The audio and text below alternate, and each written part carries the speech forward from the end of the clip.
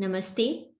भारतीय भाषा संवर्धन संस्थान हिंदी साहित्य भारती के विदेश प्रकोष्ठ एवं भारत सरकार के सूक्ष्म लघु और मध्यम उद्यम मंत्रालय के सहयोग से आयोजित अंतर्राष्ट्रीय मातृभाषा उत्सव 2022 के तहत भाषा और साक्षरता पर आधारित हिंदी परिचर्चा में सहभागिता का अवसर प्रदान करने के लिए अपना हार्दिक आभार प्रकट करते हुए अपने विचार साझा कर रही हूँ।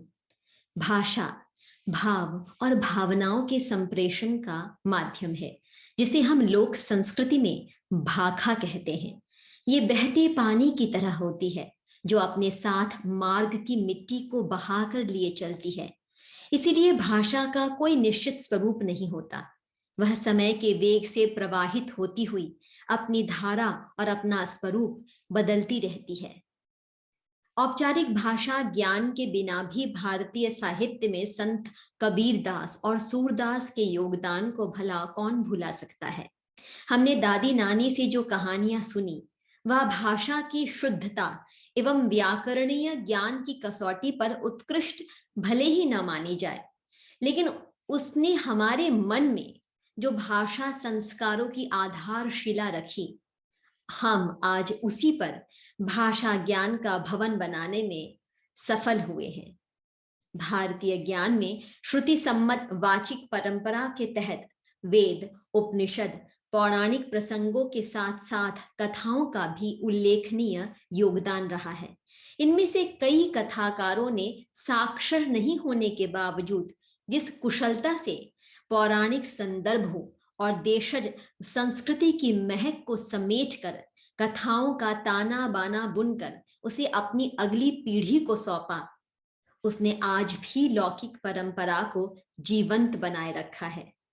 इसमें हमारे आदरणीय पूर्वज और पूर्वजाओं की विशेष भूमिका रही है।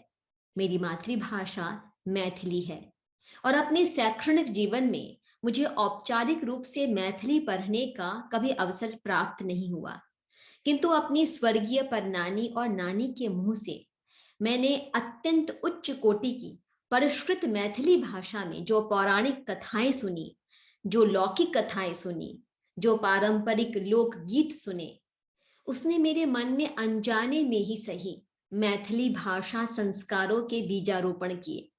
अभी हाल ही में जब मुझसे मैथिली में कविताएं लिखने का आग्रह किया गया तो पहले तो संकोच हुआ, किंतु बाद में जब लिखने बैठी तो अवचेतन में सुषुप्ता अवस्था में बैठा बचपन में परनानी नानी और माँ बाबूजी से दिया हुआ, उनसे प्राप्त किया हुआ वह भाषा संस्कार पुनर्जीवित हो उठा। ये तो ही भाषा के अनौपचारिक व्यवहारिक पक्ष की बात। अब आइए बात करते हैं भाषा के औपचारिक साक्षरता से जुड़े उस महत्वपूर्ण पक्ष की, जो ज्ञानार्जन, ज्ञान संवर्धन और ज्ञान स्थानांतरण के साथ साथ जीविकोपार्जन हेतु एक आवश्यक अर्हता है।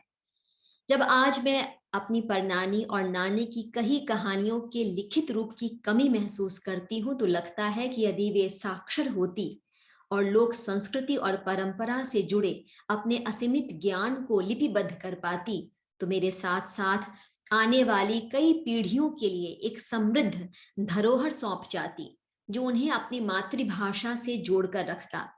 भारतीय भाषा और संस्कृति के तीव्रता से विलुप्त हो रहे इस अनमोल धरोहर को संजोने के लिए साक्षरता कितनी आवश्यक है, इसकी अनुभूति अब हो रही है। भाषा को विस्तार देने के लिए अक्षर ज्ञान कितना आवश्यक है, इस बात का प्रमाण है हमारी वे पुस्तकें जो हमारे लिए ज्ञान का प्रमुख स्रोत हैं। ये कुछ वैसे ही है जैसे किसी वेगमान जलप्रपात पर बांध बनाकर हम उससे विद्युत उत्पादन कर लाभान्वित होते हैं। ठीक वैसे ही भाषा के अक्षर ज्ञान के द्वारा हम अपना कौशल बढ़ाकर स्वयं को रोजगार के लिए उपलब्ध विकल्पों के लिए तैयार करते हैं। शिक्षक के रूप में, भाषाविद के रूप में, पत्रकार के रूप में, अनुवादक के रूप में, लेखक के रूप में, जनसंपर्क अधिकारी के रूप में, विज्ञापन जगत एवं चलचित्र से जुड़े कई विभागों के कर्मचारी और अधिकारी के रूप में हमारे सामने भाषा से संबंधित रोजगार के कई विकल्प हैं।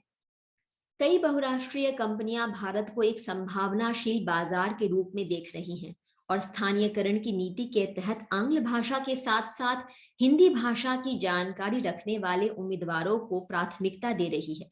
आवश्यकता है हमें भाषा के समुचित ज्ञान की और उसके प्रति सम्मान की, क्योंकि आज जिस तरह भाषा के खिचड़ी स्वरूप को मान्यता दी जा रही है और हिंदी समेत अन्य भारतीय भाषाओं के प्रति युवा पीढ़ी में रोजगारोन्मुखी उदासीनता का भाव व्याप्त हो रहा है, वह हम सबके लिए चिंता का विषय है।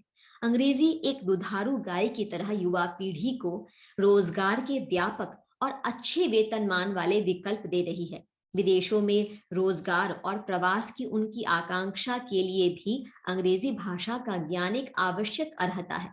ऐसे में हिंदी और अन्य भारतीय भाषाओं के सामने ये एक बड़ी चुनौती है। इस चुनौती से निपटने के लिए भारत सरकार के द्वारा जो नई शिक्षा नीति का क्रियान्वयन किया गया है, जिसके तहत व्यावसायिक पाठ्यक्रमों में भी मातृभाषा में अध्ययन का विकल्प दिया जा रहा है, वह निश्चित रूप से एक स्वागत योग्य सराहनीय कदम है। इससे ऐसे विद्यार्थियों को विशेष लाभ मिलेगा जो आंग्ल भाषा के समुचित ज्ञान के अभाव में स्वयं को पिछली पंक्ति में खड़ा देखते हैं। जब व्यावसायिक पाठ्यक्रमों में मातृभाषा में पुस्तकें उपलब्ध कराने की बात आएगी तो अंग्रेजी से अमुक भाषा में पुस्तकें अनुवाद करने के लिए अनुवादकों की आवश्यकता भी बढ़ेगी। मातृभाषा को बढ़ावा देने वाली देश की नई शिक्षा नीति का उद्देश्य विद्यार्थियों में कौशल प्रशिक्षण के माध्यम से उद्यमिता का भाव बढ़ाना है। राष्ट्रपिता महात्मा गांधी ने कहा था कि सबसे पहले मातृभाषा को महत्व दिया जाना चाहिए और असली अभिव्यक्ति मातृभाषा में ही हो सकती है।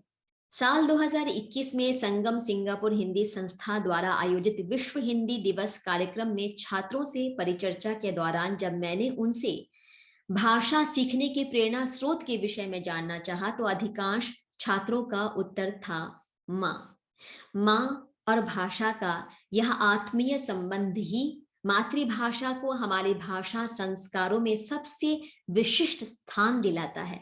हालांकि अब मातृभाषा के स्वरूप में परिवर्तन आ रहा है। यदि माता पिता दोनों की मातृभाषाएं अलग अलग हों तो अक्सर संवाद के लिए हिंदी अथवा अंग्रेजी का प्रयोग किया जाता है। ऐसे में बच्चे के सामने मातृभाषा के चयन की दुविधा उपस्थित हो जाती है। उदाहरण स्वरूप यदि माँ की मातृभाषा मराठी अथवा बंगाली हो और पिता की तमिल, तेलुगु अथवा कन्नड़, तो बच्चे की मातृभाषा क्या होगी? आदर्श स्थिति में उसे दोनों ही भाषाओं का ज्ञान होगा और वर्तमान स्थिति को देखते हुए ऐसा भी हो सकता है कि उसे इनमें से किसी भी मातृभाषा का ज्ञान ना हो और एक तीसरी भाषा के रूप में अंग्रेजी का घर में प्रभुत्व स्थापित हो जाए। सिंगापुर में सरकार की द्विभाषा नीति के तहत स्थानीय विद्यालयों में छात्रों को अपनी मातृभाषा सीखने के लिए प्रेरित किया जाता है और कई बार अलग भाषिक और सांस्कृतिक पृष्ठभूमि वाले परिवार के बच्चे हिंदी को मातृभाषा के रूप में सीखते हैं। संस्कृत से व्युत्पत्ति के कारण हिंदी समेत अन्य भारतीय भाषाओं में जो मूलभूत समानता है, हमें उस पर बल देने की आवश्यकता है। 1975 में नागपुर में आयोजित प्रथम विश्व हिंदी सम्मेलन में पहली बार एक अंतर्राष्ट्रीय हिंदी विश्वविद्यालय की स्थापना का प्रस्ताव रखा गया था। 1977 में संसद में पारित विधेयक के द्वारा वर्धा की पावन भूमि पर महात्मा गांधी अंतर्राष्ट्रीय विश्वविद्यालय की स्थापना की गई और इस वर्ष 2022 में उसकी रजत जयंती समारोह को संबोधित करते हुए भारत के वर्तमान उपराष्ट्रपति श्री एम वेंकैया नायडू ने कहा कि जिस तरह हिंदी के माध्यम से छात्रों को मंदारिन, जापानी और अन्य विदेशी भाषाएं सिखाई जा रही हैं, उसी तरह हम हिंदी के माध्यम से अन्य भारतीय भाषाएं सिखा सकते हैं।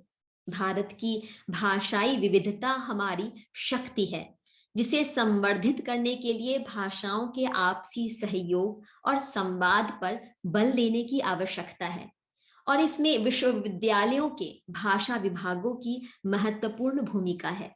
हिंदी के साथ साथ अन्य भारतीय भाषाओं में हो रहे लेखन और प्रयोग पर विचार किया जाना चाहिए और उसे पाठ्यक्रम में सम्मिलित किया जाना चाहिए। यदि भाषा के माध्यम से हम कौशल प्रशिक्षण एवं रोजगार के नए अवसर पैदा कर सके, तैयार कर सके तो ये भाषा आधारित सभी परिचर्चाओं और बौद्धिक विमर्श की सार्थक परिणति होगी। धन्यवाद।